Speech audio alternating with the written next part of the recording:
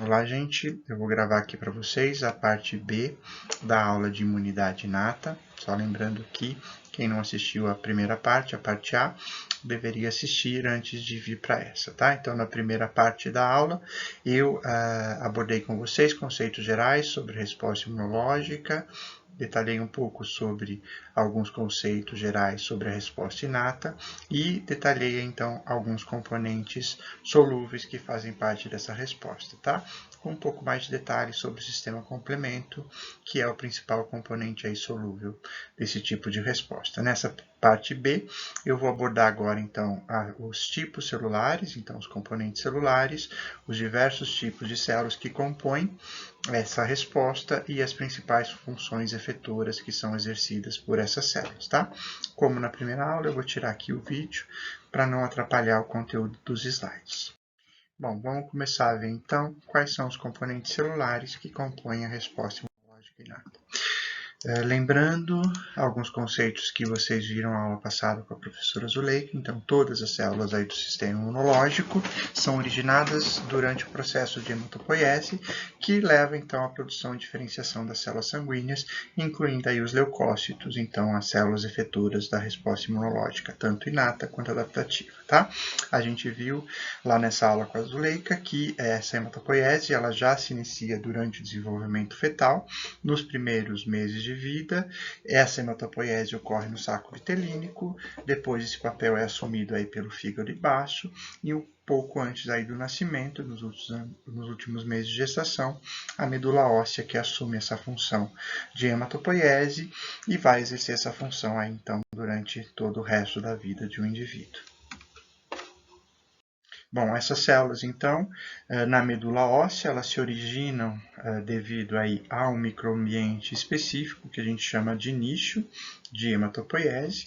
Esse nicho, então, vai ser composto por diversos tipos celulares e componentes de matriz extracelular presentes no tecido da medula óssea. Então, a gente tem lá fibroblastos, células ricas em CXCL12, que a gente chama de célula CAR, células adiposas, componentes, então, de matriz e células do sistema imunológico, por exemplo, alguns macrófagos, que vão estar em constante contato com as células tronco hematopoéticas, produzindo substâncias e fatores de crescimento que vão dar os sinais necessários, então, para manutenção dessas células tronco hematopoéticas e para os processos de diferenciação nos diferentes tipos celulares. E só para relembrar, então, essa célula tronco hematopoética, ela vai dar origem inicialmente a dois tipos de progenitores, o progenitor mieloide comum e o progenitor linfóide comum, que vão ser responsáveis então pela produção de todas as células sanguíneas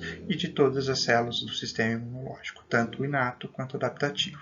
Essas células progenitoras mieloides, elas também dão origem às células do que a gente chama de série vermelha, né? Então, das hemácias e de plaquetas, através aí de uma série de intermediários celulares, tá?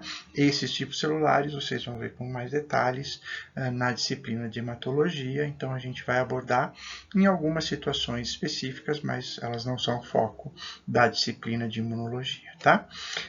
Esse progenitor mieloide, então, dependendo dos sinais que ele recebe durante o desenvolvimento, então lá naquele nicho hematopoético, ele vai dar origem aí aos diferentes tipos celulares que se originam então desse precursor mieloide, tá? E aí a gente vai ter a maior parte das células do sistema imunológico inato derivados desses progenitores mieloides. A gente vai ter todos os granulócitos originários, então mastócitos, basófilos, eosinófilos e neutrófilos, então aquelas células que vocês já devem ter visto na biologia celular ou na histologia, que apresentam então grânulos citoplasmáticos pré-formados em grande quantidade e que a gente chama então de granulócitos. Além disso, ela vai originar outras células que não apresentam esses grânulos, como os monócitos, as células dendríticas mieloides. Os monócitos, eles também, em algumas situações, podem originar células dendríticas, ou macrófagos quando eles migram para os tecidos, tá? E, além da célula dendrítica mieloide, a gente tem um outro subtipo de célula dendrítica, a célula dendrítica plasmocitoide, que até um pouco tempo atrás se pensava que se originava de um precursor linfóide, mas que hoje em dia a gente sabe que também se origina desse precursor mieloide, tá? Então, só para relembrar que, dependendo dos sinais e substâncias solúveis, fatores de crescimento, citocinas produzidas durante a diferenciação desse progenitor mieloide comum, eu posso originar aí diferentes tipos de células que vão apresentar funções efetoras e mecanismos efetores distintos, tá? A gente vai ver alguns desses mecanismos efetores dessas células ainda nessa aula, tá? Então, progenitor mieloide é o primeiro progenitor e, além disso, a gente tem o progenitor linfóide comum. É o progenitor linfóide comum, então, que vai originar as células da resposta imunológica adaptativa, tá? Então, na resposta imunológica adaptativa, eu tenho muito menos tipos celulares, então eu tenho particularmente os linfócitos B. Os linfócitos B a gente pode subdividir em subpopulações com características distintas, mas todos são produtores, então, de anticorpos e através, então, depois que eles se diferenciam em uma célula que a gente chama de plasmócito, tá? Então, apesar de eu ter diversas subpopulações que a gente vai estudar posteriormente, todos eles são capazes de produzir anticorpos depois da diferenciação e da ativação desses plasmócitos, tá? Há outro tipo celular, que é originado do progenitor linfóide comum, são os linfócitos T. Tá? A gente também tem diversos subtipos de linfócitos T, que a gente também vai abordar especificamente em aulas posteriores, cada um deles com funções efetoras distintas, tá? Hoje, só para mostrar que eles são originados da mesma progenitor linfóide comum, tá? Então, e os dois tipos B e T pertencentes à resposta adaptativa. Além dessas células da resposta adaptativa, o progenitor linfóide comum vai dar origem a dois tipos de células que fazem parte da resposta inata e que a gente vai abordar na terceira parte dessa aula, tá? Na semana que vem.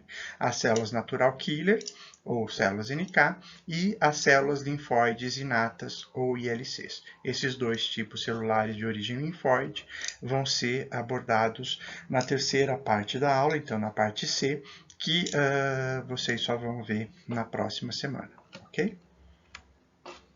Só para mostrar isso de outra maneira, então, a resposta imunológica inata, os seus diferentes componentes celulares, os mais importantes, então, os de origem mieloide, então, mastócitos, basófilos, eosinófilos, neutrófilos, monócitos, os macrófagos que se diferenciam de monócitos e as células dendríticas, as células de origem linfóide, que pertencem basicamente aqui à resposta imunológica adaptativa, então os linfócitos T, os linfócitos B e as células NK, de origem linfóide na resposta inata, e a gente tem alguns tipos de linfócitos que estão aqui na interface entre resposta imunológica adaptativa e resposta imunológica inata.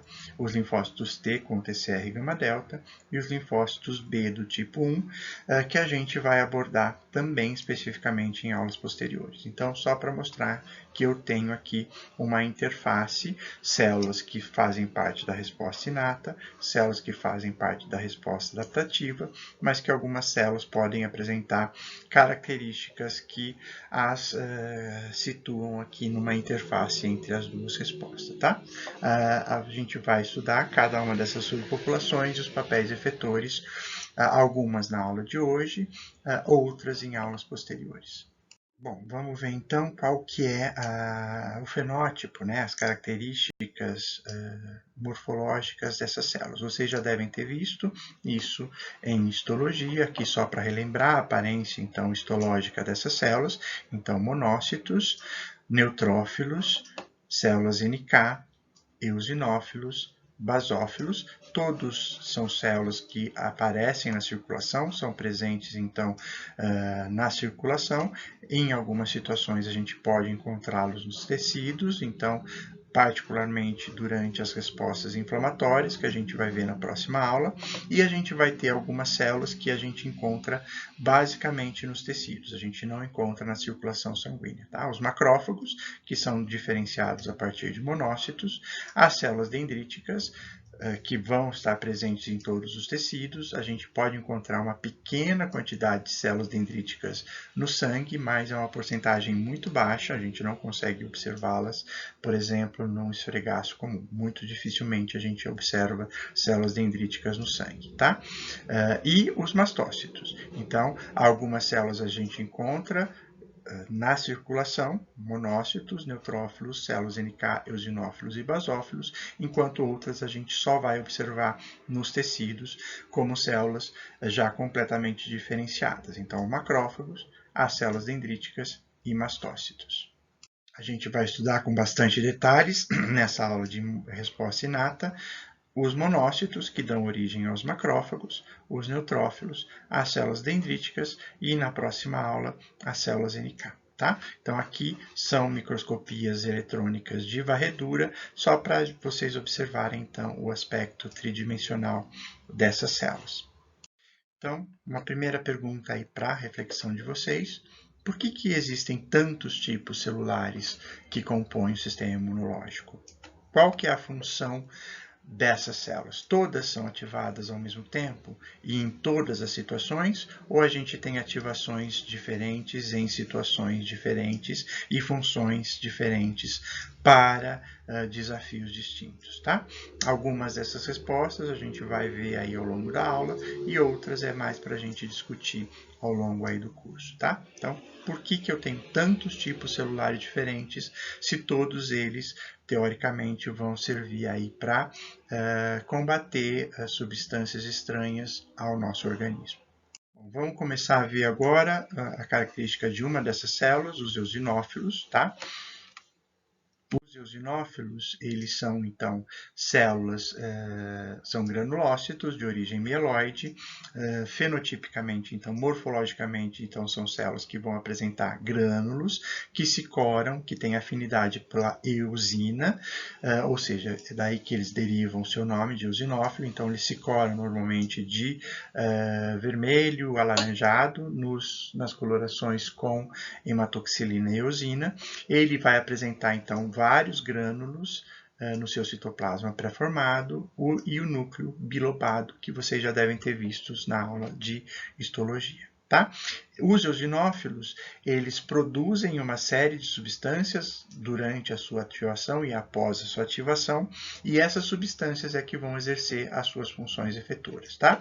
Então, dentro desses grânulos que ele apresenta pré-formado, eu vou ter lá uma série de proteínas que são chamadas de proteínas catiônicas. Então, eu tenho a proteína básica principal, a peroxidase de eosinófilo e algumas substâncias catiônicas que apresentam atividade aí de estímulo neuronal, ok?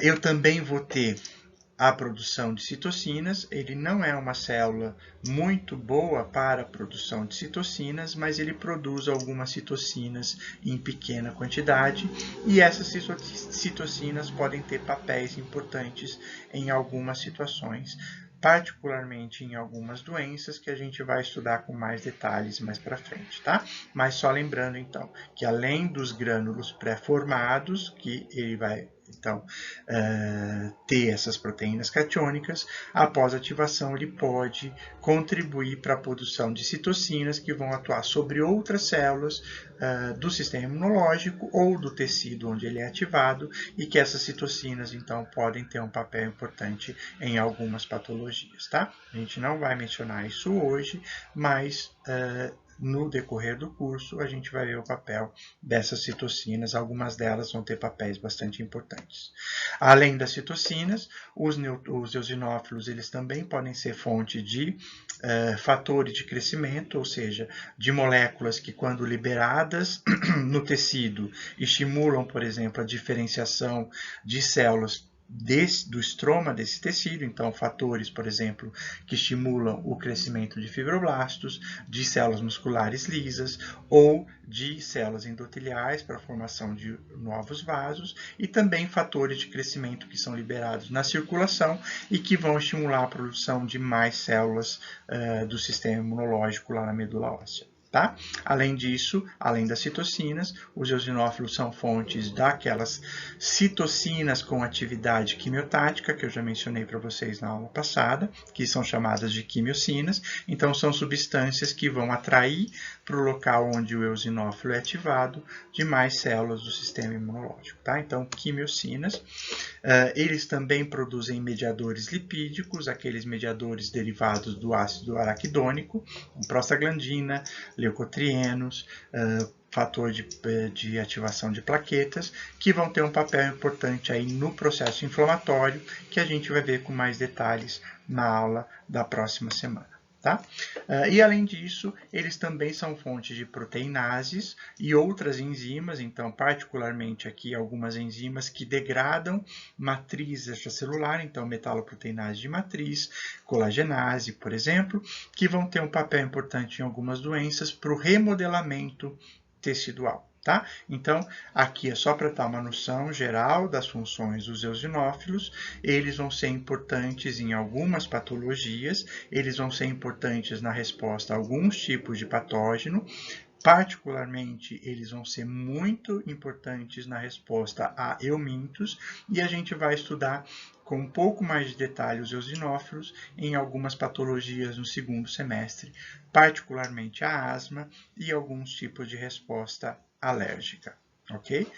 Essas funções efetoras, então, podem ser tanto para a destruição de patógenos, como eumintos, mas podem também levar ao desenvolvimento de doenças onde eu tenho inflamação exacerbada, por exemplo, nas respostas alérgicas. Mas a gente vai ver essas respostas alérgicas mais no segundo semestre. Aqui eu tenho um vídeo só para vocês verem os eosinófilos em atuação. Então, aqui é um vídeo de uma cultura de eosinófilos, então isso é in vitro, onde essas estruturas circulares aqui pequenas são eosinófilos isolados do sangue de indivíduos, e aqui eu tenho uma larva de um nematóide que foi colocada nessa placa de cultura, então em contato com os eosinófilos. Quero que vocês vejam o que ocorre com esses eosinófilos quando eles vão sentir a presença desse nematóide, tá? Então dessa larva de um euminto. Então, dá para observar que eles começam a ser ativados e eles começam a migrar em direção a essa larva e se concentrar, então, em volta dessa larva. O que eles vão estar fazendo? Eles vão estar reconhecendo PAMPs presentes aqui nesse euminto, vão ser ativados por aqueles receptores que eu mencionei na aula passada, e após essa ativação, eles vão começar a secretar sobre esse euminto o conteúdo aí dos seus grânulos e produzir aqui aquelas substâncias. E com isso, provavelmente vão causar aí a morte desse euminto. Então, eosinófilos são extremamente importantes para combater esse tipo de patógeno. Eles são especializados no combate a eumintos. Bom, vamos ver agora os fagócitos. Então, são tipos celulares que são especializados no processo que a gente chama de fagocitose, tá? Então, a gente tem vários fagócitos que a gente vai estudar a partir de agora.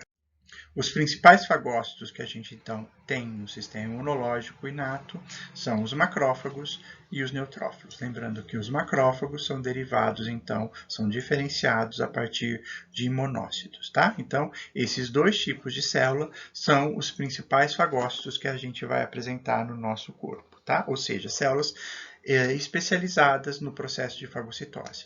Alguns outros tipos celulares também são capazes de fagocitar, ou seja, de ingerir substâncias que estão aí no ambiente, mas elas são muito menos especializadas e esse processo acontece em algumas situações, tá? Que a gente vai ver com um pouco mais de detalhe em outras aulas, tá?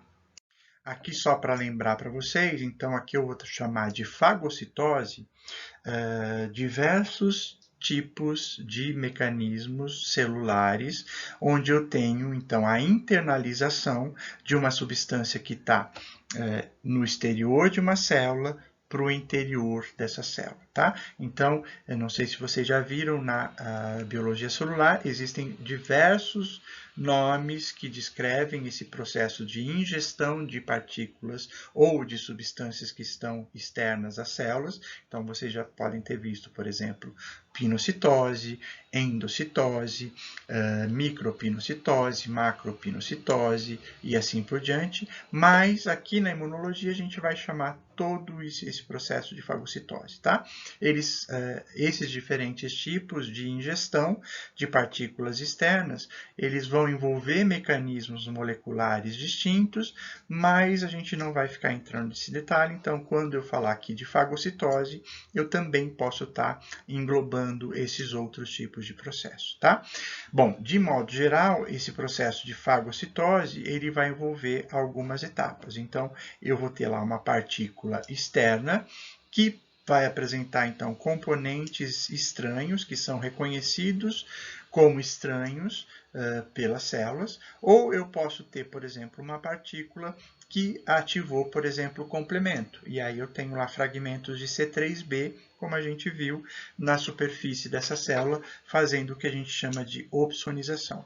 Ou então, substâncias recobertas por anticorpos, ou seja, tanto o complemento quanto o anticorpo vão servir aqui como opsoninas, ou seja, vão facilitar esse processo de reconhecimento pelo fagócito, tá? Então, o fagócito, então, macrófagos ou os neutrófilos, particularmente, aqui descritos, neutrófilo, eu vou ter aí no interior dessa célula, então, os lisossomos e, no caso dos neutrófilos, alguns grânulos pré-formados, tá? Então, a primeira etapa da fagocitose vai ser o reconhecimento dessa partícula no ambiente externo. Isso vai ser feito por receptores específicos expressos na membrana celular desse fagócito, e esses receptores podem se ligar às opsoninas ou então a próprios componentes da estrutura dessa partícula. Uma vez que eu tenho um reconhecimento via receptores específicos, esses receptores enviam sinais para essa célula e aí eu tenho o processo de fagocitose per se. Tá? Então, isso vai gerar um remodelamento de citoesqueleto e de membrana dessas células, que vai acabar formando um vacúolo, uma vesícula, que a gente chama de fagossomo. Então, essa partícula ela vai ser internalizada no interior de uma vesícula que se forma ao redor dessa partícula, que a gente chama de fagossomo. Tá? Então, no processo que a gente chama de internalização. Esse fagossomo, então, os sinais gerados aqui durante a fagocitose vão fazer com que esse fagossomo se funda com os grânulos primários ou com os lisossomos presentes aí no citoplasma dessa célula, e a partir daí eu vou ter a fusão desse fagossomo com esses lisossomos, essas outras organelas citoplasmáticas, a liberação desse conteúdo no interior do fagolisossomo, então a fusão aqui a gente chama de fagolisossomo, o que vai acabar gerando a destruição do que foi englobado, endocitado, fagocitado, ok? Então aí eu tenho a destruição normalmente do que foi fagocitado. Bom, então, como eu falei ali para vocês, de forma um pouco mais resumida, eu tenho ali uma partícula que vai ser reconhecida como estranha. Essa partícula ela pode estar recoberta com as opsoninas, que seriam, então, ou moléculas de anticorpo, que reconheceram antígenos na superfície dessa partícula, ou moléculas de C3b, resultantes aí da ativação do complemento na superfície dessa partícula, tá? E eu também vou ter componentes estruturais, os PAMPs ou MAMPs, por exemplo, que também vão ser reconhecidos de forma direta, tá?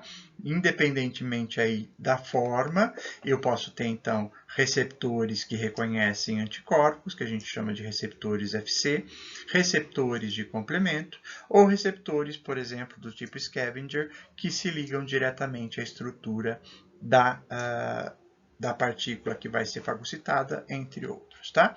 Uma vez que eu tenho esse reconhecimento via esses receptores, uma série de sinais intracelulares é gerado e com isso eu tenho várias modificações nessa célula para fazer com que ela ingira o que foi reconhecido, tá? Então, eu vou ter lá uma série de processos que vão remodelar o citoesqueleto dessa célula, remodelar então as membranas intracelulares para que eu tenha lá a formação daquela vesícula. Eu tenho um processo aumentado de migração e motilidade, então normalmente o processo de fagocitose também pode envolver a migração e a motilidade dessa célula.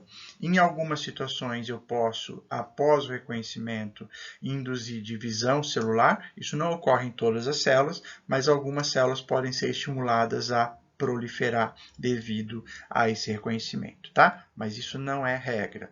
Em algumas situações só que eu vou ter divisão celular. Além disso, eu tenho lá a internalização e o processo que a gente chama de maturação do fagócito, que seria nada mais do que a ativação de processos intracelulares que levam à produção de espécies reativas de oxigênio e a fusão desse fagossomo com os grânulos ou lisossomos intracitoplasmáticos que vão levar a, então, a degradação do que foi fagocitado. Tudo bem? Então, eu tenho ativação de mecanismo oxidativo e a fusão do fagossomo com lisossomos que levam à destruição do que foi fagocitado. Tá? Além disso, em algumas células eu posso ter também a indução da produção e secreção de citocinas e quimiocinas inflamatórias. Particularmente, os macrófagos vão fazer isso. Tá? E em algumas outras células eu posso ter o que foi englobado, o que foi fagocitado, servindo então de fonte de antígenos que vão servir para ativar as células da resposta imunológica adaptativa, tá? Então, todos esses processos vão ser decorrentes dos processos de sinalização derivados do reconhecimento ou de PAMPs ou de MAMPs, ou seja, com componentes estruturais da partícula, ou então de opsoninas por receptores específicos, tá? Algumas células vão fazer todos esses processos, algumas células vão ser especializadas em alguns deles, tá? A gente vai ver com um pouco mais de detalhe nos próximos slides. Aqui nessas tabelas eu tenho apresentado para vocês os nomes dos principais receptores envolvidos na fagocitose, então não precisa se preocupar em decorar esses nomes por enquanto e essas siglas, é só para demonstrar que existem diversos tipos de receptores, cada um específico para o reconhecimento de estruturas presentes então nessas partículas que vão ser fagocitadas. A gente tem os receptores do tipo FC, ou que reconhecem anticorpos ligados a essas partículas. A gente tem vários tipos de anticorpos diferentes, cada um deles capaz de reconhecer uma classe de anticorpos diferentes. Tá? Isso aqui vocês vão entender com um pouco mais de detalhe nas aulas sobre as subclasses de anticorpo que vão ser dadas pouco mais à frente no semestre. A gente tem também receptores de complemento, e aí, de novo, eu tenho diversos tipos de receptores que reconhecem as partículas de complemento quando eu tenho ativação do sistema na superfície dessas células, tá?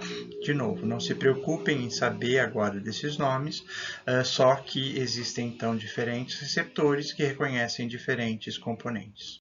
E além dos receptores que reconhecem as opsoninas, então anticorpos e complemento, eu tenho aqui receptores que são capazes de reconhecer diretamente componentes da estrutura de alguns patógenos, tá? Então, eu tenho vários membros que reconhecem, aqui estão só alguns deles, que reconhecem, então, estruturas PAMPs e MAMPs expressos por bactérias, ou por vírus, ou por fungos, por exemplo. Tá certo? De novo, não se preocupem agora com os nomes, é só para demonstrar que existem vários tipos de receptores, cada um deles capaz de reconhecer ligantes diferentes na superfície dessas partículas que vão ser fagocitadas.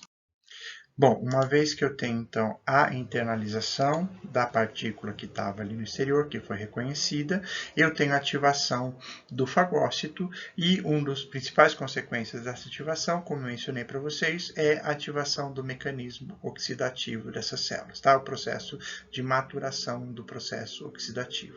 Tudo bem? Esse processo ele envolve a ativação de um complexo enzimático que se encontra, então, no interior dessas células, que essas células expressam constitutivamente, que é o complexo enzimático que a gente chama de NADPH oxidase. Tá? O que é esse sistema e o que ele produz após a sua ativação. Então, aqui eu tenho representado aí um neutrófilo, que vai reconhecer, então, uma bactéria, por exemplo, através de receptores específicos presentes aí na superfície dessas células. Essas células elas também podem reconhecer substâncias solúveis produzidas e secretadas ou liberadas por essas bactérias, PAMPs aqui solúveis, tudo bem? A partir do momento em que eu tenho reconhecimento por esses receptores aqui na membrana dessas células, eu começo a ativar esse complexo enzimático, o NADPH oxidase. Esse complexo ele é composto aí por diversas subunidades de proteínas e essas subunidades elas são normalmente encontradas separadas no interior da célula, tá? Então eu tenho alguns componentes que são dispersos no citoplasma, então aqui tem o nome de alguns deles, e eu tenho alguns componentes que são associados às membranas de vesículas internas, ok? Uma vez que eu tenho a formação do fagossomo, os sinais gerados vão remodelar o citoesqueleto, fazendo com que as vesículas pré-formadas, que apresentam alguns desses componentes, se fundam com essa vesícula que se formou ao redor, então, do que foi internalizado, do fagossomo, formando o fagolisossomo, ok? Essa sinalização dada por esses receptores ativa, então, moléculas sinalizadoras, aqui está o nome de uma delas, por exemplo, RAC2, que vai fazer com que essas subunidades do complexo NADPH oxidase se juntem para formar o complexo ativo. Então, aqueles componentes que estão dispersos no citoplasma se associam aos componentes que estão associados à membrana dessas vesículas, tá? Então, a partir do momento em que eu tenho essa associação, eu formo aqui um complexo enzimático ativo e esse complexo enzimático ele começa então a gerar agora dentro desse fagolisossomo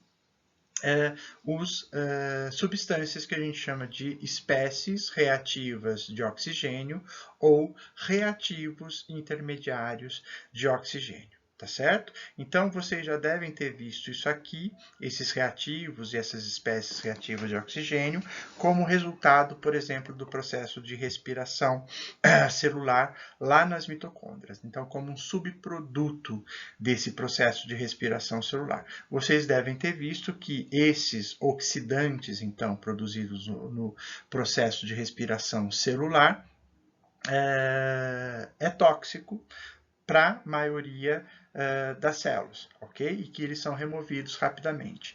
A diferença é que aqui, no caso dos fagócitos, eu estou produzindo de modo deliberado, ou seja, a célula quer produzir isso, não é um subproduto, e essa produção é muito mais intensa e, particularmente, ela vai se concentrar dentro desses fagossomos, tá? Então, todos os subprodutos aqui desses reativos de oxigênio vão ser capazes agora de interagir com o que foi fagocitado aqui dentro, então, do fagolisossomo, e isso vai acabar degradando o que foi fagocitado, tá? Então, eu vou ter a destruição do que foi fagocitado. Tá? Então, é um processo deliberado, é um processo ativo e que envolve a produção, então, do que a gente chama aí de espécies reativas de oxigênio. Tudo bem? Para que eu tenha essa ativação, eu preciso que ocorra, então, a combinação daquelas subunidades que estão dispersas no citoplasma com as subunidades do complexo que estão associadas à membrana. Essa ativação, parcialmente, ela é dada porque quando eu tenho a fusão do lisossomos com o fagossomo, eu tenho uma diminuição do pH no interior dessas vesículas, tá? Então, essa enzima, ela tem uma atividade ótima em um pH baixo, um pH ácido, tá? Então, quando eu tenho essa fusão, eu tenho a formação de uma bomba de prótons, então, que leva para o interior dessa vesícula prótons que acabam acidificando aqui esse meio, e com isso eu tenho ativação, o pH ideal para o funcionamento desse complexo enzimático, e aí, a partir desse momento, eu começo a produzir esses reativos de oxigênio que acabam degradando o que foi fagocitado. É um processo extremamente importante de mecanismo, então, efetor dos fagócitos para a destruição do que foi ingerido, ok?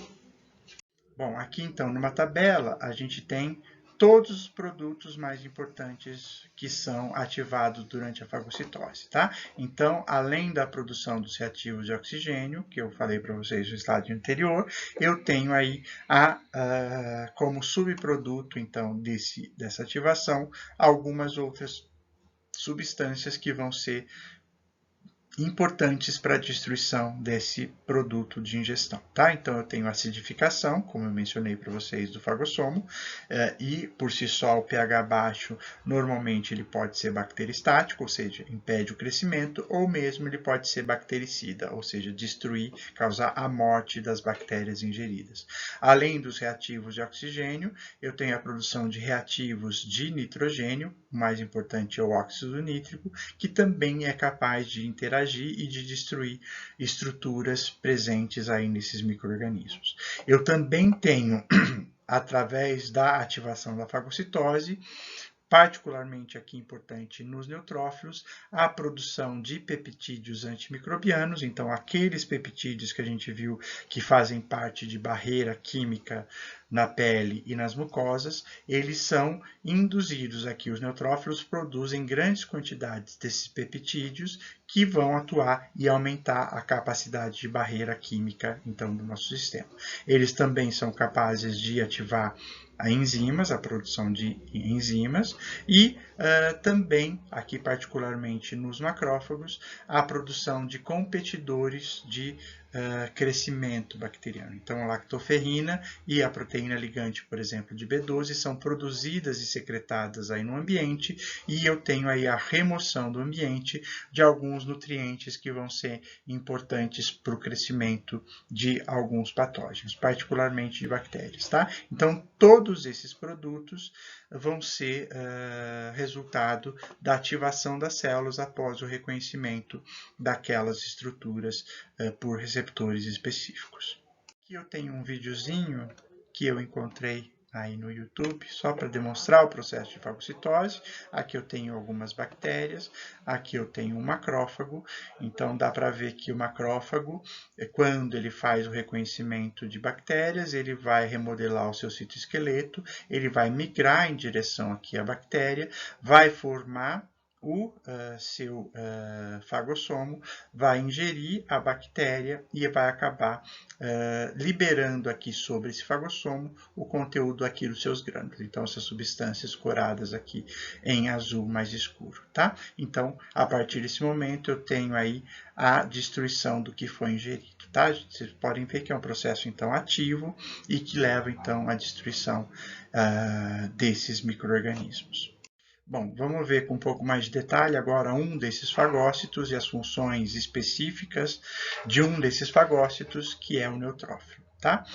Vocês já devem ter ouvido falar desses neutrófilos, de neutrófilos, então eles são os leucócitos, ou seja, os leucócitos circulantes que a gente tem em maior quantidade no sangue, eles vão representar aí entre 50% a 70% de todos os leucócitos que a gente tem circulante. Então eles são produzidos em grande quantidade e eles têm uma vida útil muito curta, tá? Então, em média, um neutrófilo morre após 6 horas de sua produção. Então, a gente está continuamente produzindo uma quantidade imensa de neutrófilos lá na medula óssea, que são rapidamente eliminados e reciclados e substituídos por novos neutrófilos. Tudo bem?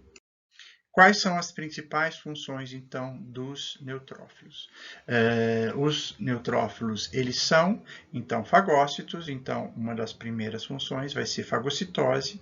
O neutrófilo não é uma célula particularmente boa em fazer fagocitose, então ele tem uma capacidade relativamente limitada de fagocitose, ao contrário do macrófago, que a gente vai ver depois, mas ele consegue sim, então, fazer ativamente esse processo. Então, ele vai ser importante principalmente para a fagocitose aqui, então, de bactérias e de algumas leveduras bem pequenas, ok? Então, de micro-organismos com tamanho relativamente reduzido. Tudo bem? Uma outra função dos neutrófilos é o processo de degranulação. Então, o neutrófilo é um granulócito, ou seja, ele apresenta aqui no seu citoplasma uma série de vesículas com substâncias ativas pré-formadas, que são os grânulos, e esses grânulos, eles podem ser secretados, eles podem ser liberados, o conteúdo deles, no exterior, principalmente quando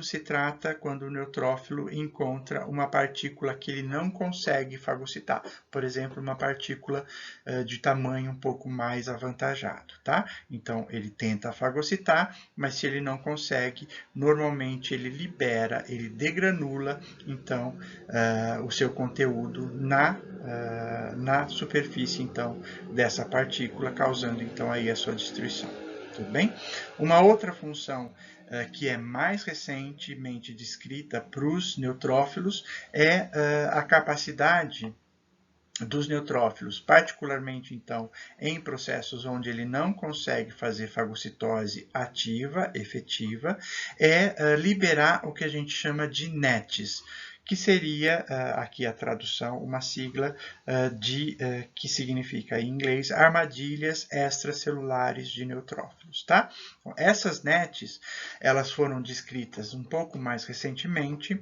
O que é isso? Então, se observou que os neutrófilos, algumas outras células, mas particularmente o neutrófilo, em algumas situações, ele passa por um processo de morte celular programada, diferente aí da apoptose, que é chamada então de netose. E nesse processo de morte programada, o que acontece? Ele acaba rompendo então o seu conteúdo nuclear, a membrana nuclear, e ele libera no ambiente as moléculas de DNA associadas aos conteúdos aí dos seus grânulos intracitoplasmáticos, tudo bem? O que acontece? Então, quando esse DNA é jogado para o exterior, ele vai formar uma rede, uma armadilha, então, sobre aquele patógeno, e essa rede vai ter duas atuações. Primeiro, ela vai imobilizar o patógeno, impedir, então, que ele caminhe aí por aquele tecido, e, ao mesmo tempo, a associação do DNA com essas partículas presentes aqui as substâncias presentes no grânulo, vai causar, então, a morte ou o impedir o crescimento desse patógeno, tá? Então, essas NETs, essas armadilhas extracelulares de neutrófilos, foram descritas mais recentemente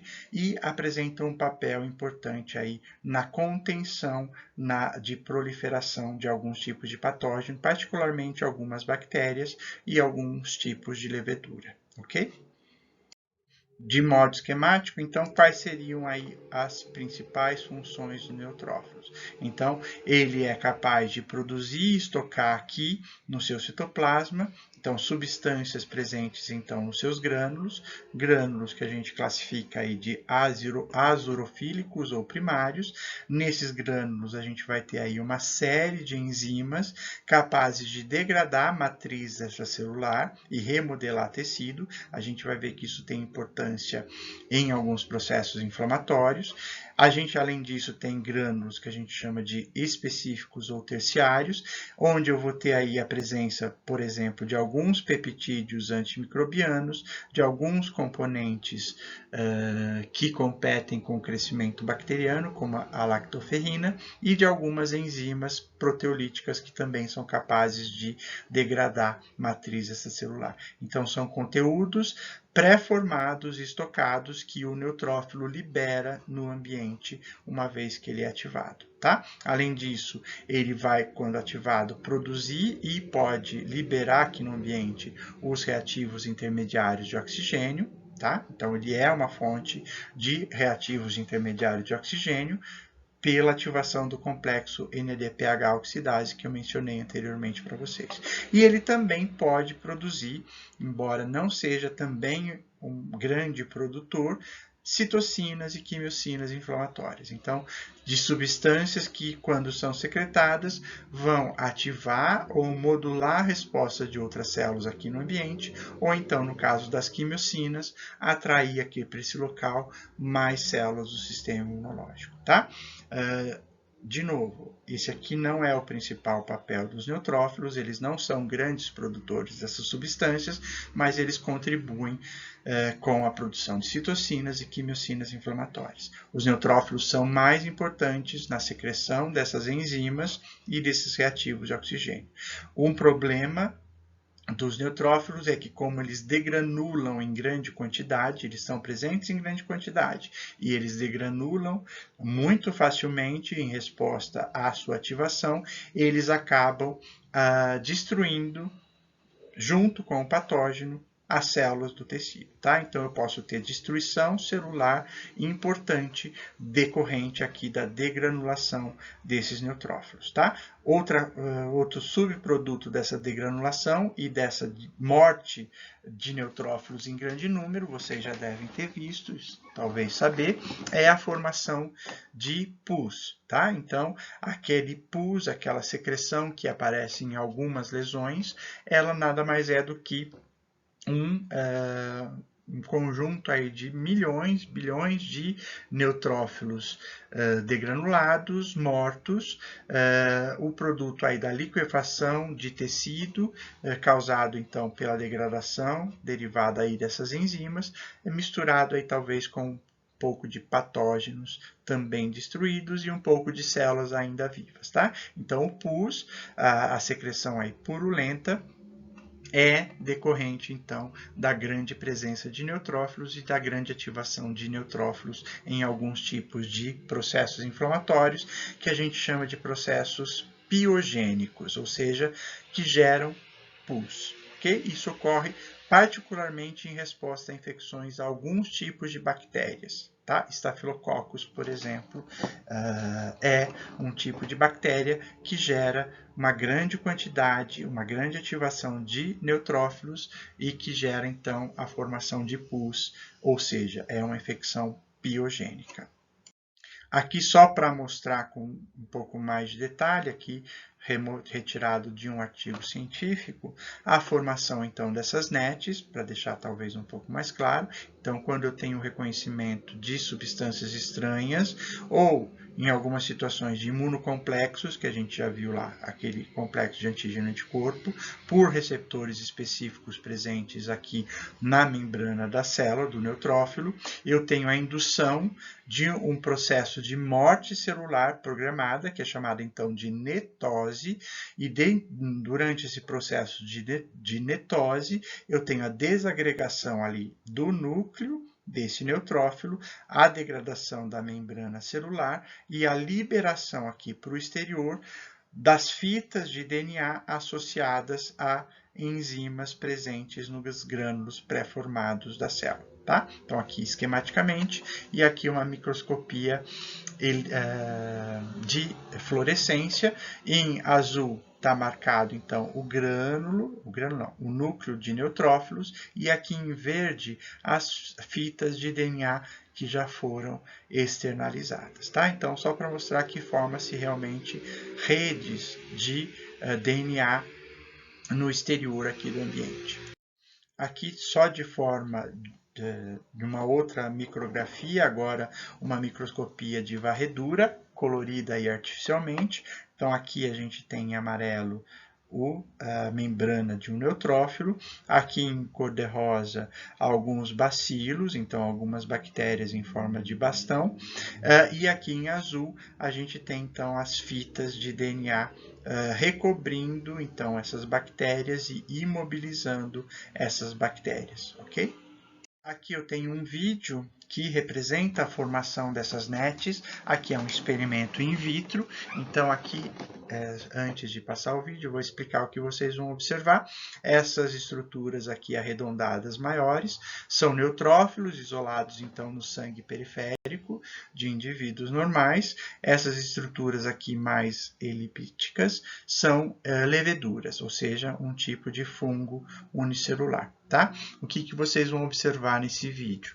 Então, esse experimento, os neutrófilos foram colocados em contato com uma substância que, quando entram em contato com reativos de oxigênio, se tornam vermelhas. Então, quando o neutrófilo é ativado, lembra, eles produzem reativos de oxigênio. Então, vocês vão ver no começo do vídeo que em alguns lugares vai aparecer algumas marcações de vermelho, indicando que esses neutrófilos foram ativados. Logo após essa ativação, vocês vão começar a observar que vai aparecer algumas estruturas esverdeadas, particularmente aqui formando alguns borrões esverdeados, onde eu tenho a marcação do DNA liberado pelos neutrófilos. Vocês também vão ver que essas leveduras no início do vídeo, elas vão estar se movimentando bastante ativamente e que com o passar do tempo elas começam a ser imobilizadas quando eu tenho a liberação então dessas NETs, tá? Então, só para vocês verem um vídeo dessas NETs em atuação. Então, aqui, ó, as leveduras se movimentando, os neutrófilos reconhecendo essas leveduras. Eu tenho aqui, ó, ativação, ó, vermelho, reativo de oxigênio. Aí, agora, eu começo a ter, ó, a imobilização das leveduras, porque eu tenho agora, ó, a liberação das NETs, ó, marcado aqui, então, em verde, em algumas regiões, com bastante intensidade. Então, ó, sobre as leveduras, em algumas regiões eu tenho, então, ó, o aparecimento dessas fitas de DNA no ambiente extracelular. Dá para ver que no final as leveduras praticamente não se movimentam mais. Tá? Aqui, ó, a liberação e ativação de todas as células, e dá para ver que, ó, a membrana celular que antes era facilmente observada, ela é desestruturada. Tá? Então, é um tipo de morte celular programada, que foi descrita bem mais recentemente e que foi chamada então de armadilhas extracelulares de neutrófilos.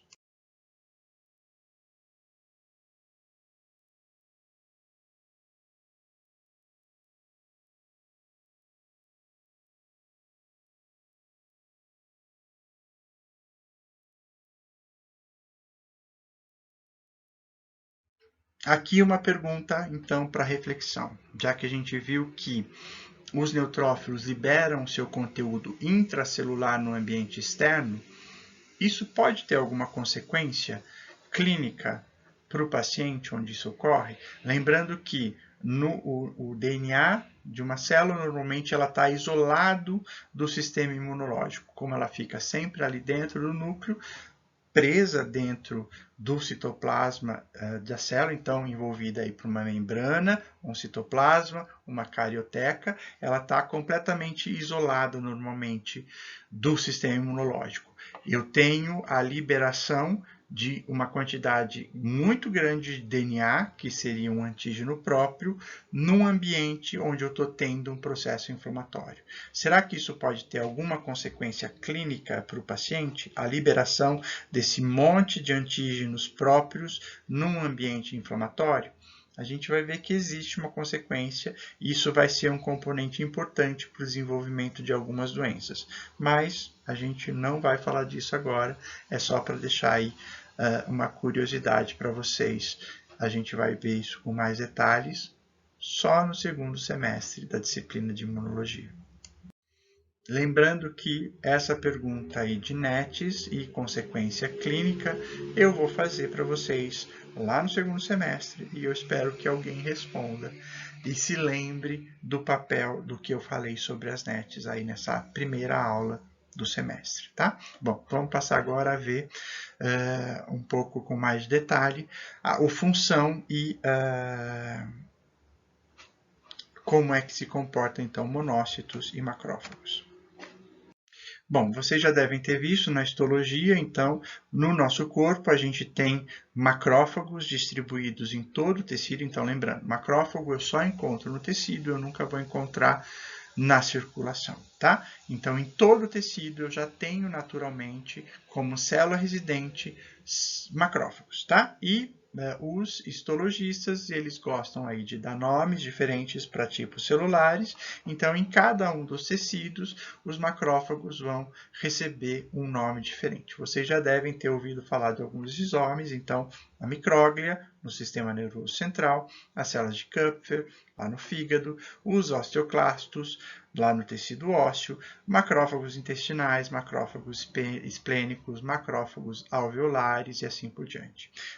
Só para lembrar que todos eles são macrófagos, então todos eles vão apresentar funções comuns, mas dependendo do tecido onde eles estão localizados, eles podem exercer funções específicas, tá? Então, por exemplo, reabsorção óssea lá pelos osteoclastos, remoção de hemácias senescentes, por exemplo, no baço, remoção aí de toxinas e metabolização de toxinas, por exemplo, no fígado, tá? Então, todos são macrófagos, todos apresentam funções comuns, mas em algumas situações eles vão apresentar funções específicas dependendo do tecido onde eles estão localizados, tá? Mas todos são macrófagos de origem mieloide. Bom, quais são as principais funções desses macrófagos, independente aí do tecido, tá? As funções comuns. Então, os macrófagos são as principais fontes de citocinas e quimiocinas inflamatórias durante um processo de ativação.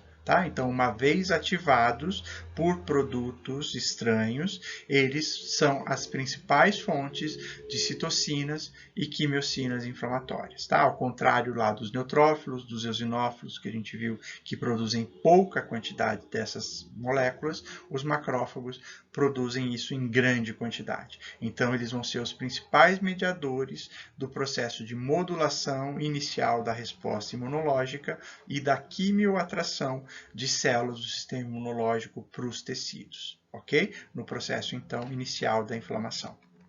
Eles também são fontes muito importantes dos reativos de oxigênio. Então, ao contrário também dos neutrófilos, eles são extremamente capacitados no processo de fagocitose. Eles conseguem ingerir partículas de tamanho relativamente grande, às vezes até aparentemente maiores do que eles. A gente vai ver que eles apresentam a capacidade de se fundir com outros macrófagos formando células gigantes, ou seja, vários macrófagos fundem aí o seu citoplasma, formam uma célula gigante para tentar fagocitar, por exemplo, uma partícula quando ela é muito maior do que ele próprio, tá? E eles são fontes importantes, então, de reativos intermediários de oxigênio.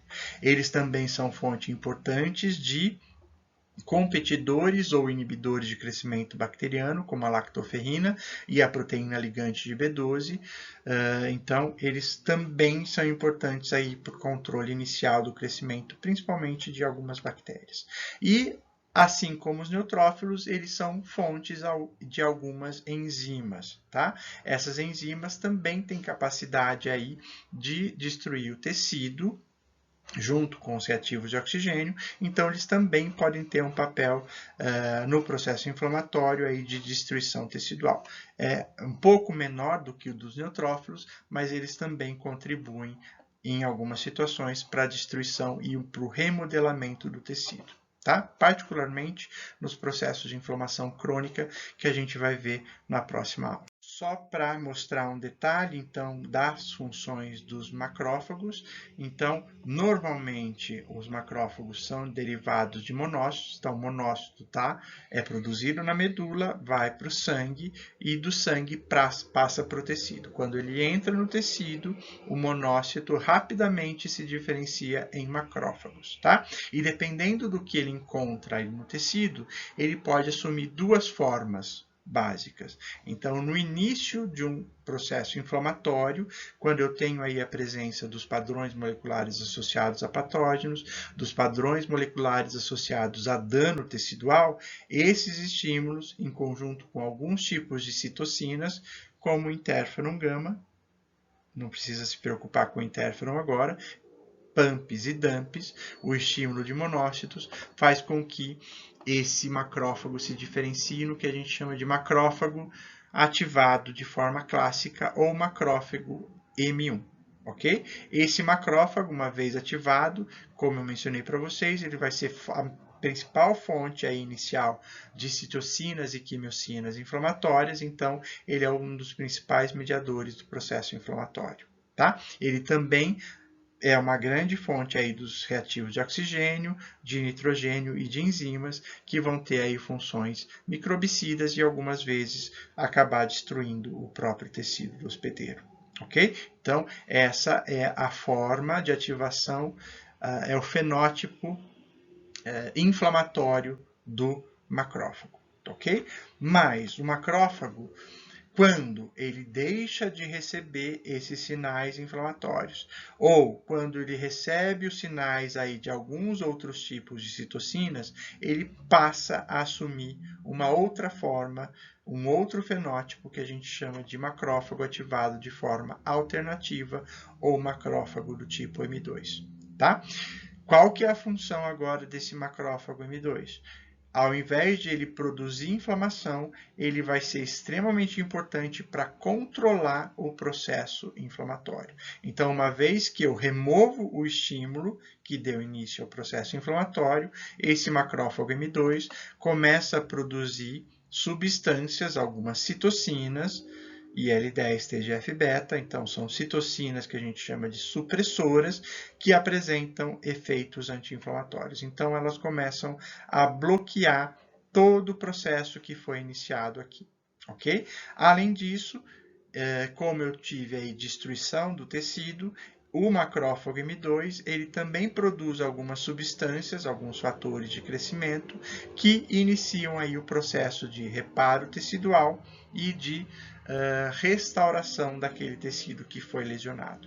Importante aqui é que se esse processo de restauro for muito intenso, se a lesão inicial for muito intensa, eu posso ter a formação de fibrose, tá? Também mediada por M2, e aí eu posso ter perda de função desse órgão, tá? Mas normalmente, nos processos inflamatórios de menor grau, eu tenho aí o reparo tecidual e o retorno às funções fisiológicas daquele tecido. Então, o macrófago, ele pode tanto ser inflamatório, ou seja, contribuir para destruir micro-organismo e, às vezes, o tecido, mas ele também vai ter um papel importante para o processo de controle da inflamação e de restauro do tecido lesionado durante o processo inflamatório. A gente vai ver esses processos de inflamação e resolução de inflamação na próxima aula.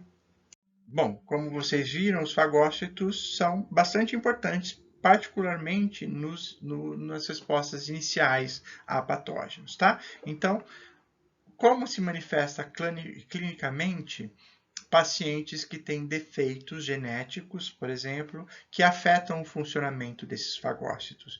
Quais vão ser as características clínicas que vão ser apresentadas por esses pacientes, tá? Existem algumas doenças genéticas, então, onde eu tenho defeitos em genes específicos que afetam a função desses fagócitos. Então, aqui eu tenho duas dessas síndromes genéticas mais importantes. A doença granulomatosa crônica, onde eu vou ter, então, defeito na produção dos reativos de oxigênio. E a síndrome de Shediac-Higashi, onde eu tenho um processo de fusão dos lisossomos defeituosa, ou seja, o lisossomo não consegue se fundir com o fagossomo. Tá? Como consequência, esse indivíduo vai estar muito mais suscetível a processos de infecção, tá? Por alguns tipos de patógeno. Então, alguns patógenos intracelulares e alguns tipos de fungo. A gente vai discutir essas doenças em casos clínicos específicos aí ainda ao longo do semestre. Bom, a gente viu inicialmente, então, que as primeiras células que vão entrar em contato com um patógeno ou um possível agente infeccioso são as células residentes e que com isso eu tenho ativação, então, dos componentes solúveis e celulares do sistema imunológico inato, tá? dentre essas células, a gente vai ter aí como as mais importantes os neutrófilos, os macrófagos, em algumas situações os eosinófilos, mas que nem sempre a gente consegue eliminar esse agente infeccioso com a atuação dessas células, tá? Então, para isso, aí eu vou ter que começar a ativar o outro ramo da resposta imunológica, que é a resposta adaptativa. Então, como é que essas células do sistema adaptativo, elas vão ser ativadas? Quando, então, eu não tenho essas células iniciais da resposta inata, os componentes solúveis, dando conta aí do recado, tá? Como é que isso é feito? Para fazer essa ponte, então, entre o sistema imunológico inato e as células do sistema adaptativo, a gente vai ter aí as células dendríticas desempenhando um papel crucial, tá? E a gente vai ver, começar a ver na aula de hoje um pouquinho sobre essas células. Aqui eu tenho uma micrografia eletrônica de varredura de uma célula dendrítica. Ela recebe esse nome porque ela caracteristicamente, ela apresenta então esses prolongamentos citoplasmáticos na forma aí de dendritos, tá? Então é por isso que ela recebeu esse nome. Bom, as células dendríticas, como as outras células que a gente viu até agora, elas se originam, então, daquele precursor hematopoético, a célula tronco hematopoética, do progenitor mieloide comum. Tá?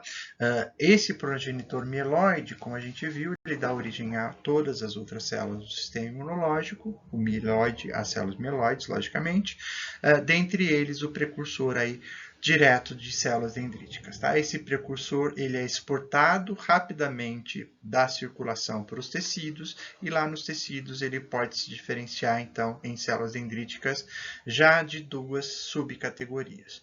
Uma célula dendrítica que a gente chama de célula dendrítica clássica ou residente, e um outro subtipo menos numeroso, mais específico, que a gente chama de célula dendrítica plasmocitoide, tá? A gente vai abordar no começo aqui do semestre e durante todo o semestre a célula dendrítica clássica. A célula dendrítica plasmocitoide, ela tem um papel que a gente vai mencionar em algumas situações específicas, em algumas doenças, por exemplo, autoimunes, como por exemplo a psoríase, tá? Então, a gente vai falar bastante de célula dendrítica, mas na maioria das vezes a gente vai estar se referindo a essa célula dendrítica clássica ou residente. Tá? Além da célula dendrítica residente, originada diretamente desse precursor mieloide comum, a gente pode ter o monócito se diferenciando em algumas situações inflamatórias em células dendríticas, tá? Que aí a gente vai chamar de célula dendrítica inflamatória. Então, o monócito ele pode originar macrófago, mas ele também pode dar origem em algumas situações a células dendríticas que a gente chama inflamatória e que vão ter funções muito parecidas com as células dendríticas clássicas, tá? Então, durante a maior parte do ano, a gente vai estar falando particularmente desses dois subtipos de células dendríticas residentes e inflamatórias, em algumas situações, e quando isso ocorrer, a gente vai chamar a atenção da célula dendrítica plasmocitoide, que tem funções efetoras um pouco distintas dessas outras duas. Tudo bem? As células dendríticas, elas são encontradas, então, nos tecidos de modo constitutivo, então, assim como os macrófagos, todos os tecidos vão apresentar, aí, com algumas exceções, logicamente, a gente vai mencionar isso mais para frente, mas praticamente todos os tecidos, eu vou ter algumas células dendríticas residentes, tá? Quando elas estão no tecido na forma de células residentes, elas são chamadas de células dendríticas imaturas, tá? Então, num tecido que está em homeostase, um tecido que não tem dano ou nem tem infecção, elas estão lá de prontidão para fazer o reconhecimento inicial de patógenos, tá? Então, elas estão nessa forma, nesse fenótipo que a gente chama de imaturo.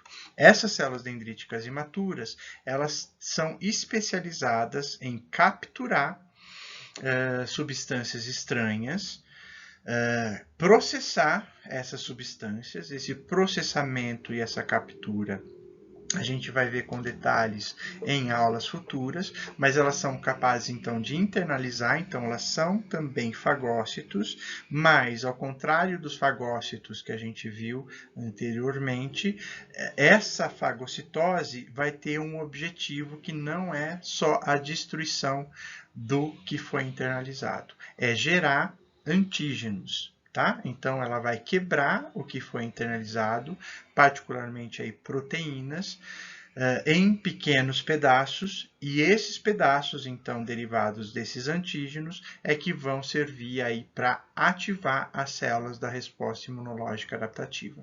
Então, no tecido, nessa forma, então, residente, inicialmente, a célula dendrítica está na forma imatura, e ela vai apresentar na sua superfície uma série de receptores, aqui estão os nomes deles, não precisa se preocupar com os nomes desses receptores agora, mas eles vão servir então para reconhecer substâncias estranhas, internalizar essas substâncias estranhas e ao mesmo tempo ativar esse processo aqui de processamento, ou seja, de quebra e geração de antígenos. Tá? Uma vez que essas células dendríticas são ativadas, elas passam por um processo de transformação e de diferenciação fenotípica e elas passam a ser chamadas então de células dendríticas maduras. O principal papel aí da célula dendrítica agora madura é levar os antígenos que foram capturados e processados nos tecidos para os órgãos linfóides mais próximos. Então, através principalmente de via linfática, essas células saem do tecido, migram para os órgãos linfóides mais próximos e vão lá nesses órgãos linfóides se comunicar com linfócitos e ativar esses linfócitos, particularmente os linfócitos T. Então, elas vão ser especializadas na apresentação de antígenos para esses linfócitos T, T de tatu. Ok? Então, só para deixar claro, as células dendríticas apresentam antígenos para os linfócitos T. E para que elas façam isso, elas mudam aqui a expressão das moléculas que ela tem na superfície, tá? Então, ela deixa de expressar aqueles receptores que reconhecem e capturam antígenos e passam a expressar receptores e moléculas que vão ser importantes para a apresentação dos antígenos para os linfócitos T. A gente vai estudar com muito detalhe, a gente vai ter uma aula só de processamento de antígenos e depois a gente vai ter uma aula só de apresentação de antígenos, tá? Então, aqui é só para mostrar esse papel importante da célula dendrítica. Aqui só de forma um pouco mais esquemática, que talvez dê para entender um pouco melhor o que eu falei no slide anterior. Então, em todos os tecidos eu tenho ali células dendríticas residentes na sua forma imatura e especializadas então em reconhecer e capturar substâncias estranhas, tá? Então, uma vez que eu tenho a entrada aqui, por exemplo, de um patógeno, esse patógeno libera PAMPs, estimula células que estão aqui, então macrófagos, por exemplo, que começam a produzir mediadores inflamatórios. Isso atrai mais para próximo essas células dendríticas, que vão então capturar as substâncias produzidas ou o próprio patógeno e vão internalizar e processar os antígenos presentes aqui nesses patógenos. Uma vez que elas fazem esse reconhecimento, elas se diferenciam em células dendríticas maduras, então elas passam por um processo de diferenciação fenotípica, e isso capacita essas células a sair dos tecidos e migrar pela via linfática para o órgão linfóide, por o linfonodo mais próximo, tá? Então, quando elas chegam lá nesse órgão linfóide, elas começam a interagir com as células presentes aqui nesse órgão. Tá? Então, vocês viram lá com a professora Zuleika que essas células encontram, por exemplo, linfócitos que estão constantemente entrando e saindo desses órgãos linfóides.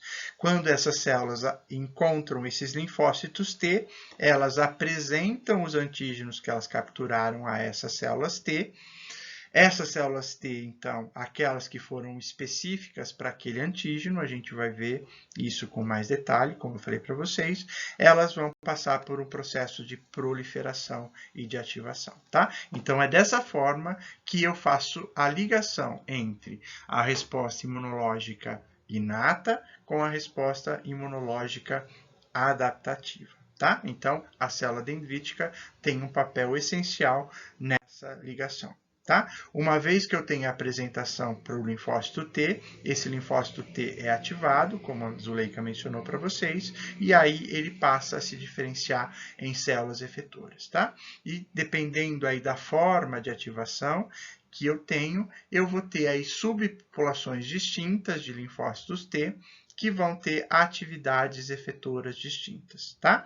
Então, aqui eu tenho exemplificado algumas dessas subpopulações, então, dependendo do estímulo que essas células sofrem durante a apresentação do antígeno, eu tenho a diferenciação de subpopulações de linfócitos T, que têm nomes distintos e que têm funções efetoras distintas. Não se preocupem agora com esses nomes que estão aqui no slide, é só para exemplificar novamente. A gente vai ter de novo uma aula só para estudar esses diferentes tipos celulares e essas diferentes funções efetoras, tá? Mas só para lembrar, então, que a célula dendrítica tem um papel importantíssimo, central, na estimulação das células do sistema imunológico adaptativo, particularmente os linfócitos T auxiliares e citotóxicos. Tá?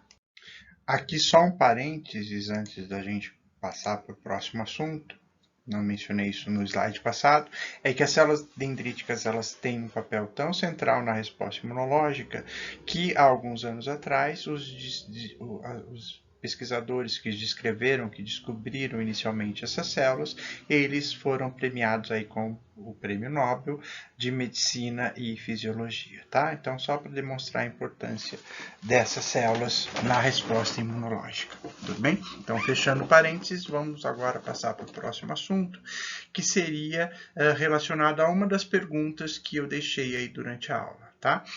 Uma dessas questões foi: o sistema imunológico inato reage de modo idêntico a qualquer tipo de patógeno?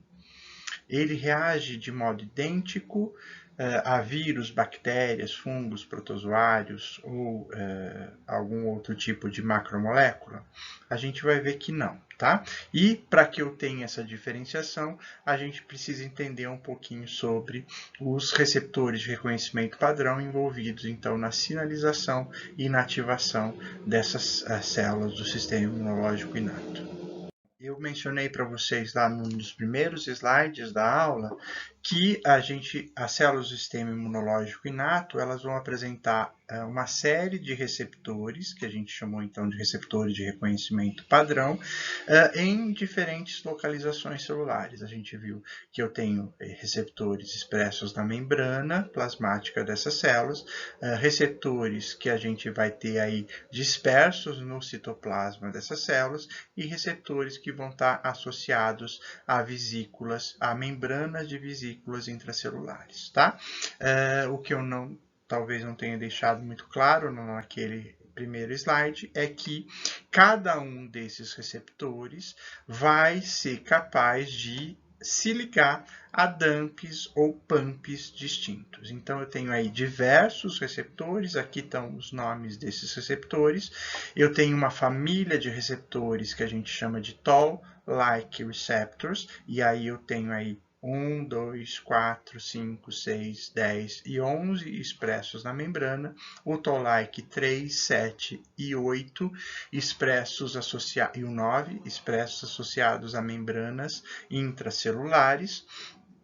Cada um desses Toll-like receptors vai ser capaz de reconhecer ou DAMPs, ou seja, produtos de dano celular, ou PAMPs, MAMPs distintos, ou seja, produtos associados a bactérias, a patógenos ou micro-organismos específicos, tá? Então, eu tenho aqui, por exemplo, o Toll-like receptor 1 reconhece PAMPs de bactérias e micobactérias. Eu tenho o Toll-like 4, que reconhece só bactéria gram-negativa.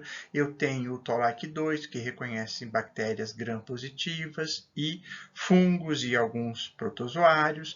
Eu tenho receptores do tipo Toll, que são especializados em reconhecer PAMPs de vírus, cada um deles, então, reconhecendo PAMPs ou MAMPs distintos, ok? Uma outra característica é que, dependendo aí da localização, eles vão ser especializados em reconhecer patógenos que se multiplicam no ambiente extracelular, e por isso eu tenho essa localização aqui na membrana plasmática, então voltado para o exterior da célula, e eu vou ter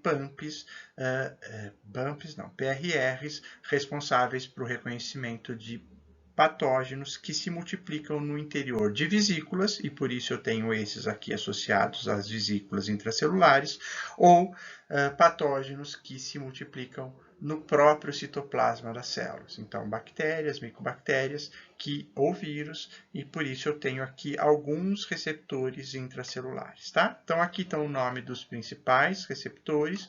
De novo, não precisa se preocupar agora em saber todos esses nomes, mas só para lembrar, então, receptores externos, receptores intracelulares, no citoplasma e associados a vesículas internas, cada um deles capaz de reconhecer um conjunto distinto de PAMPs ou de DAMPs. Aqui nessa tabela, só para deixar de forma um pouco mais organizado, eu tenho aqui a relação de todos os Toll-like receptors, todos os PAMPs ou DAMPs que eles são capazes de reconhecer. Aqui a taxa, que tipo de micro-organismo está associado a esse tipo de PAMP ou MAMP, e o local de expressão desse receptor, se é na superfície ou se é intracelular, tá? De novo, não precisa decorar esses nomes, aqui é só para saber que receptores distintos reconhecem substâncias distintas em locais distintos das células, tudo bem?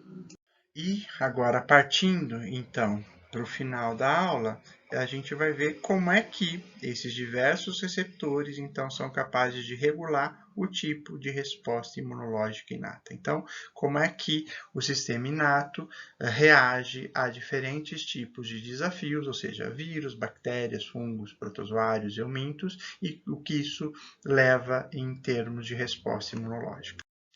Então, quais características que o sistema imunológico vai precisar distinguir entre esses diferentes micro-organismos que a gente está em contato todo dia, tá? Então, lembrando que a gente tem uma flora intestinal, uma flora de epitélio, uma microbiota, então, comensal, mas a gente também vai estar em contato frequentemente com patógenos, tá? Então, vírus, bactérias, fungos, protozoários e eumintos que têm capacidade de causar doença, ou seja, são patogênicos. Como é que a gente consegue diferenciar o que é uma bactéria comensal de uma bactéria, então, capaz de causar doença, uma bactéria patogênica?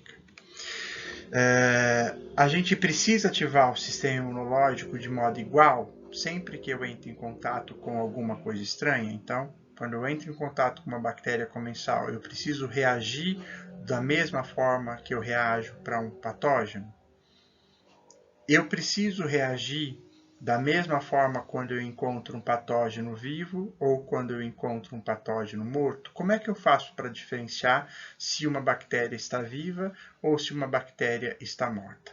Como é que, então, aquele conjunto de receptores, aquele conjunto de células é capaz de fazer essas diferenciações?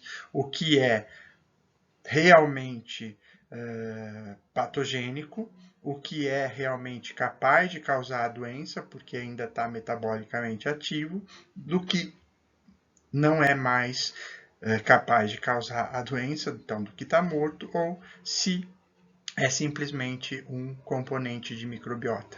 Como é que a gente consegue fazer todas essas distinções?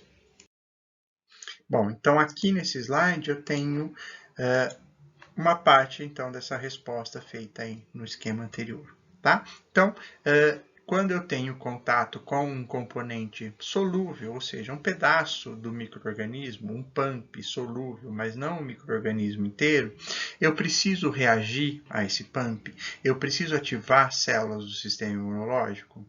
A resposta é sim, porque se eu estou tendo contato com um componente, mesmo que solúvel de um micro-organismo, dentro do meu tecido, muito provavelmente eu tive um processo infeccioso em atividade. Eu posso não ter mais aquele micro-organismo, ele pode já ter sido removido, mas se eu tenho um componente desse micro-organismo num local onde ele não deveria estar, ou seja, dentro dos meus tecidos, eu preciso ter uma certa forma de resposta, tá? Eu não preciso ter a resposta completa, porque seria um desperdício de energia para o sistema, e ao mesmo tempo, a gente viu, por exemplo, quando eu ativo neutrófilos em excesso, eu posso ter destruição dos tecidos. Então, a ativação do sistema, ela também pode ser perigosa para os meus tecidos. Então, quando eu tenho esse tipo de situação, eu preciso, de uma certa forma, ficar alerta, mas eu não preciso ativar de forma total o meu sistema imunológico, tá? Então, eu vou ter aqui a ativação, como eu tenho simplesmente um único componente, eu vou ter o reconhecimento por um número limitado de receptores de reconhecimento padrão. Tá certo? Então, eu vou ativar o sistema, sim, porque eu estou vendo uma coisa diferente, mas essa ativação vai ser mínima, só para alertar. Então, eu começo a produzir substâncias inflamatórias para começar a atrair aqui para o local algumas células imunológicas, para ativar essas células, mas não capaz ainda de ativar de modo completo para que elas, inclusive, acabem destruindo aí o meu tecido. Tudo bem? Essa situação muda um pouquinho de patamar quando, ao invés de eu encontrar simplesmente aí um único componente solúvel, eu encontro um micro-organismo inteiro, então que vai estar apresentando aí diversos PAMPs. Então, lembrando, uma bactéria, ela não vai apresentar um único PAMP, ela pode apresentar vários PAMPs ao mesmo tempo. Então, num micro-organismo inteiro, eu tenho um número maior de PAMPs que vão ativar um número um pouco maior de receptores de reconhecimento padrão. Então, eu continuo produzindo ainda mediadores inflamatórios em um modo ainda um pouco maior do que o anterior, mas ainda não na minha capacidade total, tá? Porque esse micro-organismo está morto. Mas, de novo, se eu estou encontrando um micro-organismo morto dentro do meu tecido, eu posso ter aqui próximo um micro-organismo que ainda está metabolicamente ativo e que pode me causar, então, algum problema. Tudo bem? Isso muda um pouco de patamar. Então, eu tenho uma resposta agora um pouco mais intensa se eu encontro um micro-organismo inteiro e ainda vivo, tá? Mesmo que esse micro-organismo seja comensal, mas se ele está dentro do meu tecido, então comensal, ele vai estar na superfície do epitélio. Se eu encontrar um micro-organismo comensal no interior do meu tecido, é porque eu tive ruptura de barreira, certo? E se eu tive ruptura de barreira, além de entrar micro-organismos comensais, eu posso ter a entrada de micro-organismos patogênicos. Além de que esse micro-organismo, mesmo comensal, se ele proliferar, se ele ficar aqui, ele vai causar dano tecidual. Então, eu preciso de uma resposta agora mais intensa do que as anteriores, para que eu consiga matar esse micro-organismo, então remover ele desse meu tecido. Então, por isso eu vou ter reconhecimentos agora de receptores que, além de reconhecerem esses PAMPs estruturais, reconhecem PAMPs que indicam que esse micro-organismo está vivo. Então, é o que a gente chama de VITA-PAMPs. Então, são substâncias que são produzidas só por micro-organismos metabolicamente ativos. Tudo bem? Então, eu reconheço PAMPs VitaPumps, eu aumento a produção das minhas citocinas inflamatórias para que eu atraia muito mais células e que essas células, então, sejam capazes de destruir e remover esses micro-organismos. O passo mais intenso de resposta inflamatória vai acontecer quando eu tenho uma infecção ou a entrada de um micro-organismo aí realmente patogênico. Tá?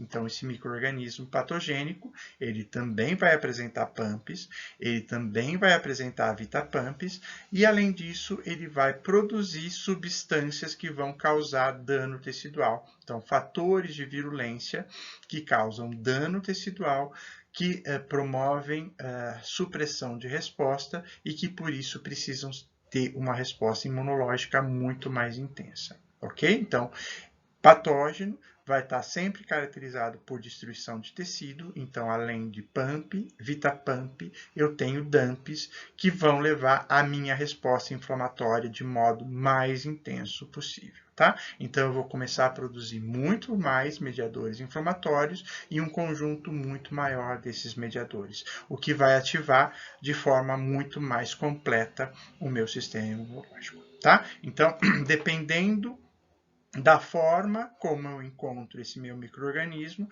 eu ativo receptores distintos e, com isso, eu aumento ou diminuo a minha resposta imunológica. Tá? E, com isso, a minha resposta adaptativa consequente e, posteriormente, como consequência, eu posso ter maior ou menor destruição tecidual.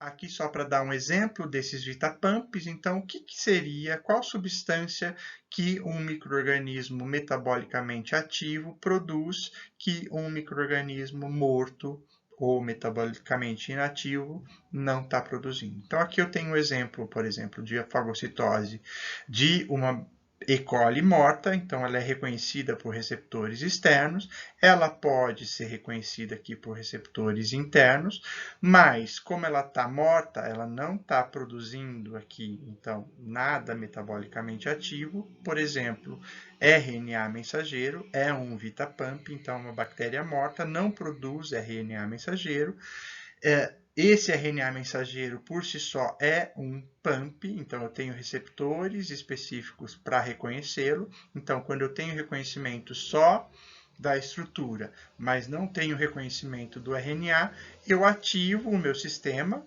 sim, para eliminar essa bactéria mesmo morta, mas eu não ativo de modo completo. A produção de mediadores inflamatórios é muito menor. Tá? Eu produzo só algumas citocinas, por exemplo, aqui eu produzo só IL-6. O contrário acontece quando eu fagocito e encontro uma Escherichia coli viva. Tá? Então, além dos PAMPs estruturais, eu tenho aqui contato com RNA mensageiro, indicando que essa bactéria está metabolicamente ativa. Então, esse RNA mensageiro serve, então, de um VitaPump que ativa aqui um complexo, um receptor de reconhecimento padrão intracelular, aqui é o inflamassoma, e com isso, além de ativar a produção de L6, que foi produzida aqui, eu produzo aqui, por exemplo, a IL-1-beta, e com isso eu tenho uma resposta inflamatória muito mais intensa. Tá? Então, aqui é só um exemplo para mostrar que o sistema imunológico é capaz de diferenciar, sim, um micro-organismo morto de um micro-organismo vivo, através aí do conjunto de receptores de reconhecimento padrão que são ativados durante esse reconhecimento.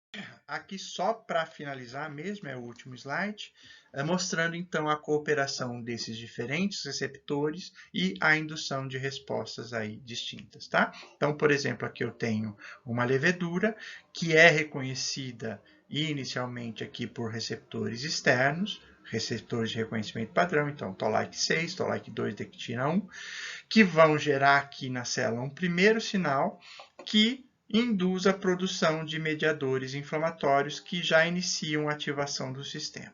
Ok? Uma vez que esses receptores são ativados, eu também começo a estocar aqui no interior da célula alguns outros mediadores inflamatórios, mas de uma forma ainda inativa, uma procitocina. tá? Que não é secretada, que não tem função biológica. Mas eu já produzo algumas que começam a ativar o meu sistema imunológico, como o TNF e a IL-6. A partir do momento em que eu tenho a fagocitose, então tem a formação do fagossomo, eu começo a ativar intracelularmente, particularmente se esse micro-organismo estiver vivo, outros receptores aqui internos, tá? E agora a ativação desses receptores internos inicia uma cascata de eventos que levam à ativação daqueles pró-mediadores inflamatórios. Então, eu ativo aqui uma cascata de eventos intracelulares e enzimas que processam esses mediadores que foram inicialmente produzidos nessa primeira resposta externa. Eu tenho agora a produção de um mediador completo, biologicamente ativo, que vai ser secretado. E aí ele vai se juntar a esses mediadores iniciais e com isso eu tenho uma resposta muito mais intensa, muito mais completa, tá? Então, dependendo, isso aqui é só para mostrar aqui, dependendo do tipo de conjunto de receptores que eu ativo nesse reconhecimento inicial, eu posso ter uma resposta menor, menos intensa, e se eu tiver a continuidade desse reconhecimento com ativação de outros receptores, eu posso ter uma resposta mais intensa, muito mais completa, ok? Bom, com isso eu termino a segunda parte, a parte B da aula de resposta imunológica inata. São essas duas partes que eu quero que vocês assistam para a gente discutir nessa próxima aula, essa reunião síncrona, tá? Ainda a gente vai continuar vendo componentes de resposta inata na próxima aula. Eu vou ter uma parte C dessa aula, mas isso vai ficar para a próxima aula junto com a parte de inflamação. Ok? Então, até lá, bons estudos!